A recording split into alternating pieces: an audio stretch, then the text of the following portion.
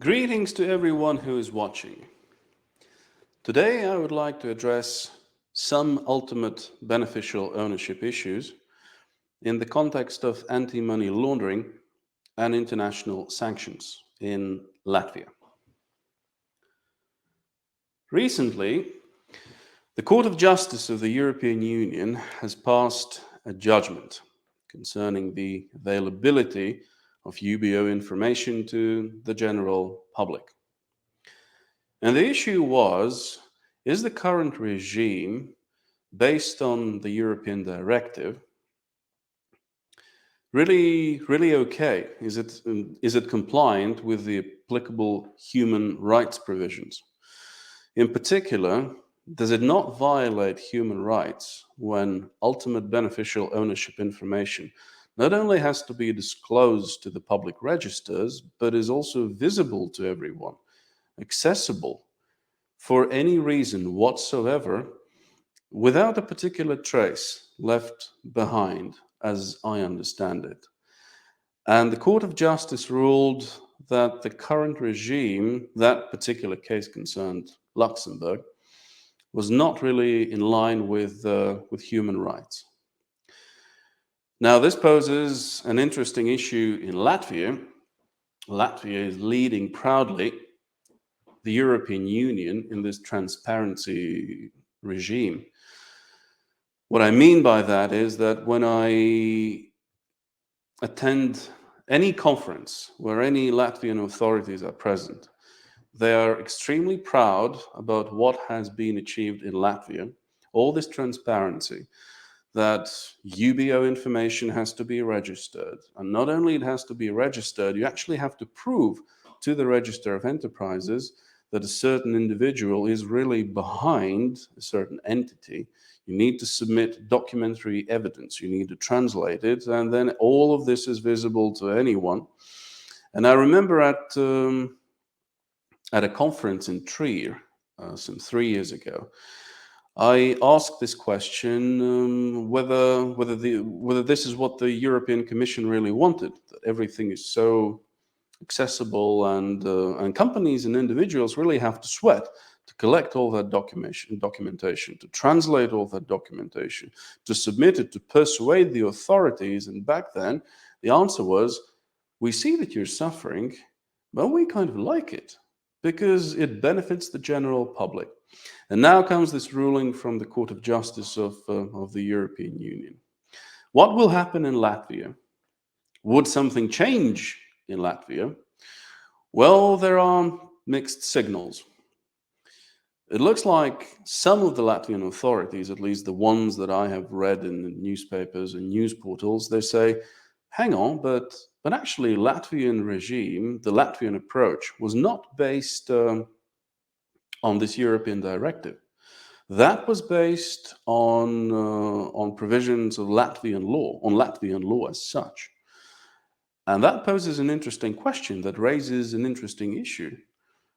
Does it mean that human rights in Latvia are to be understood somewhat differently than human rights as understood by the Court of Justice of the European Union?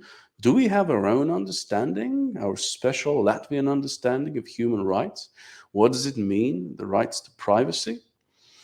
Remains to be seen. I think at some point they will probably go for some compromise, or nothing will change. It is too early to say.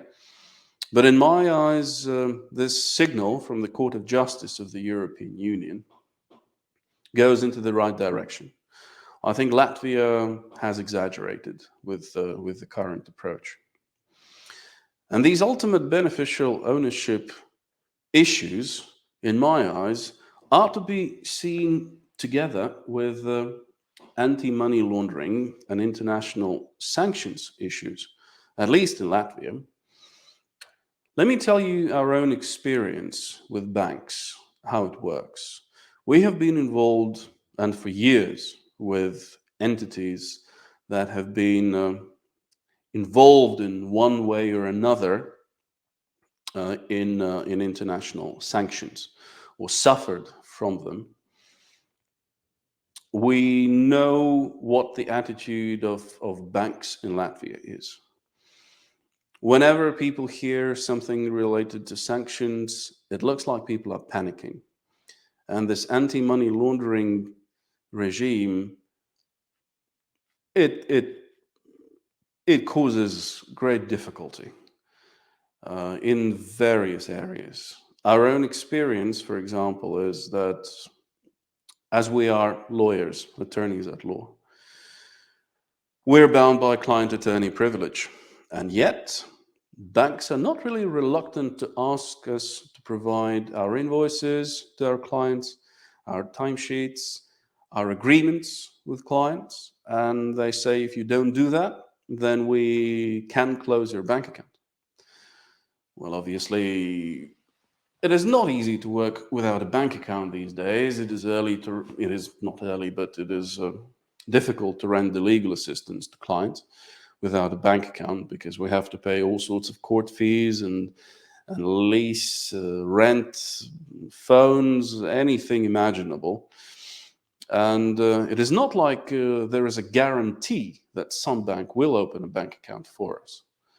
This is not a guarantee. We're not private individuals. We're not seeking for a bank account for private use. We would be a business, and there is no guarantee in European law or Latvian law that a business would be granted a bank account, at least in one bank. So we have to be careful. We have notified it to the local financial services authority. The response was marvelous. If you don't like something, go and litigate with banks. So the situation is rather difficult, and I wonder if client attorney privilege exists these days as it was meant to be. I'm doubtful, but remains to be seen. I have heard of various people having difficulties opening bank accounts. They're being blocked, and some bank accounts are being closed. And it is getting difficult. Well, the government seems to be saying that this will be sorted, but as I see it now, it hasn't happened yet. My personal experience, I have had a difficulty with a bank in England.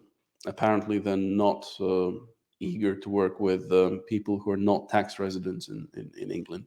At least that was my impression. And then I've had a difficulty with a bank in another member state of the European Union. Our own bank in Latvia asks me to explain and actually to prove what I have done with money that I transferred from my own bank account here in Latvia to another bank in a different European Union member state, which makes me wonder, is there actually free movement of capital in the European Union as it was meant to be? Because apparently, if you are a tax resident in one member state, then it is extremely difficult to open a bank account in another member state of the European Union, as they would prefer to work with the local tax residents, apparently. So, free movement of capital in the European Union these days, I'm not really sure about it. And at a recent conference, which was held in Trier at ERA, I asked a representative of the European Union, is there any free movement of capital left in the European Union? And apparently they are aware of this issue. And the answer was this time, luckily, happily, that they are working on harmonizing some rules so that European Union citizens can profit from the single market as it was meant to be. Hopefully, we achieve it at some point, as currently it remains extremely difficult. Having said that, for those of you watching who have had difficulties with banks, and he would like to go after banks because of the injustice that they have done, let me tell you this: if your cause is just and the bank has misbehaved, then we would be open for this sort of work. We would not be afraid to move against banks even if they retaliate, and we would probably expect that. But this would be the right thing to do, and usually at this firm we do the right thing, and this would be the right thing to do. So feel free to contact us. Feel free to get in touch, and we'll see what we can do about your case. Thank you for watching.